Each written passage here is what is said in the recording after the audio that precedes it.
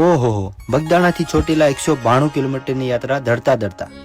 જે મિત્રો, બગદાણા ગામના ચૌહાણ પરિવારના ભુવા શ્રી અતુલભાઈ રાજાભાઈ ચૌહાણે સિદ્ધ કરી દીધું કે દુનિયામાં હજુ પણ શ્રદ્ધા અને ભક્તિ જીવંત છે. મિત્રો, તારીખ 10/11/2025 થી તારીખ 6/12/2025 સુધી એટલે કે 26 દિવસની યાત્રા, જેમાં બગદાણાથી ચોટીલા 192 કિલોમીટર ધડતા ધડતા માં ચામુંડાના દર્શન કરી પોતાની માનતા પૂર્ણ કરી હતી. રસ્તામાં પથ્થરો, કાંકરા, ધૂળ, ગરમ રોડ ઉપર દંડવત યાત્રા કરવી એક માણસ માટે ખૂબ જ કઠિન હોય છે. એટલું તો ઠીક, પણ ચોટીલા પહોંચ્યા પછી પણ તેમણે માતાજીનો ડુંગર દડતા દડતા ચડ્યા હતા, અને તે પણ માત્ર 2 જ કલાકમાં.